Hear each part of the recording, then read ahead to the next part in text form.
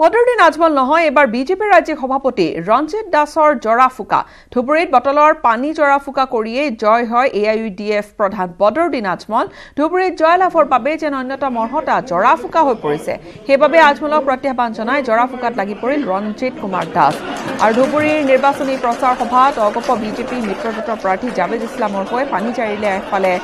ৰঞ্জিত দাসে বদৰুদ্দিন আজমল হাৰিবলৈ এবটল পানী জাৰি ৰঞ্জিত দাসে দিলে জাভেদ ইছলামক জাভেদ ইছলামেও ৰাখি থলে ৰঞ্জিত দাসে জাৰি দিয়া পানীৰ হে বটলটো আসলতে অগপই আনুষ্ঠানিক ঘোষণা নকৰিলেও জাভেদ ইছলামক ধুবুৰী প্ৰাৰ্থী ঘোষণা কৰি আজমলৰ জৰা ফুকাক এইদৰে তাচ্ছিল্য কৰিলে বিজেপিৰ ৰাজ্যিক সভাপতি ৰঞ্জিত দাসে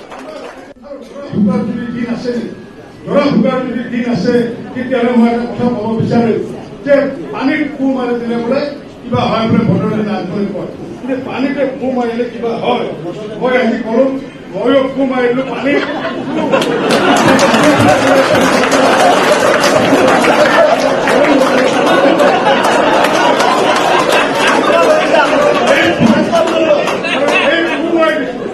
আমি ফু মাৰিছো আৰু পানীখিনি আমি আমাৰ জাভেদ ইছলামক দিছো বদৰুদ্দিন আজমল হাৰাৰ কাৰণে আমি ফু মাৰিছো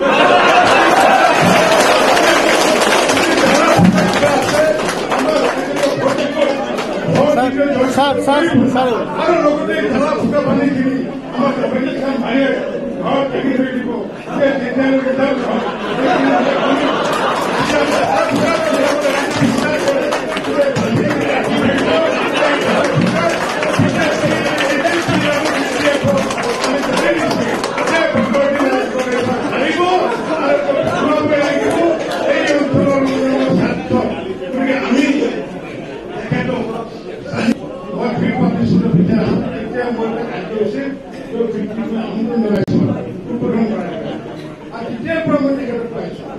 আমাৰ এজন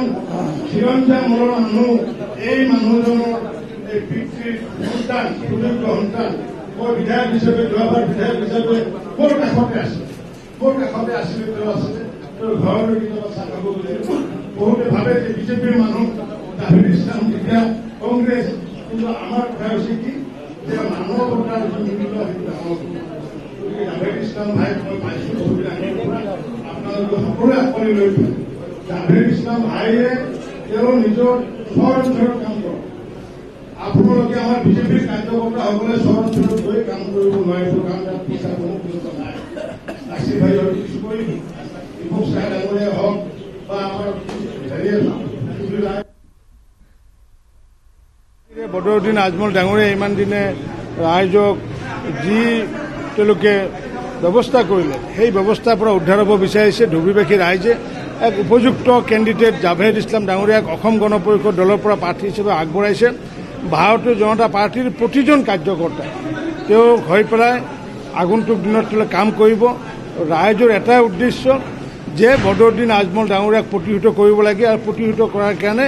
ভাৰতীয় জনতা পাৰ্টী অসম গণ পৰিষদ BPFৰ সমূহ কাৰ্যকৰ্তাসকলে আজি আমি দেখিছোঁ তেওঁলোকে মাটিত বহি পেলাই আমাৰ সভা শুনি আছে কিন্তু এইটো এটা আমাৰ কাৰণে এটা শুভ এটা সংকেত আৰু আমি আশা ৰাখিছোঁ যে আমাৰ 91ত যেনেকুৱাকৈ ভাৰতীয় জনতা পাৰ্টীৰ প্ৰথম বিধায়ক জিকিছিলে ঠিক তেনেকুৱাকৈ ওলোটাকৈ যদি চাওঁ আমি 19ত এইবাৰ ভাৰতীয় জনতা পাৰ্টীৰ সমৰ্থনত BPFৰ সমৰ্থনত অসম গণ পৰিষদৰ প্ৰাৰ্থী জাভেদ ইছলাম ডাঙৰীয়াই বিপুল ভোটত জয়যুক্ত লাভ হ'বগৈ মূল ইছ্যু ডেভেলপমেণ্ট আৰু পৰিৱৰ্তন ৰাইজে মোক যেনেকুৱা ধৰণৰ সঁহাৰি জনাইছে মই ৰাইজে মোক 100% জয়লাভ কৰাব কিন্তু মোৰ কনফিডেন্স যে ষ্ট্ৰং কেণ্ডিডেট হ'লেও মই ইনশাআল্লাহ একেই হ'ব ঈশ্বৰৰ কৃপাত মোৰ একেই হ'ব দুৰ্বল হ'লেও একে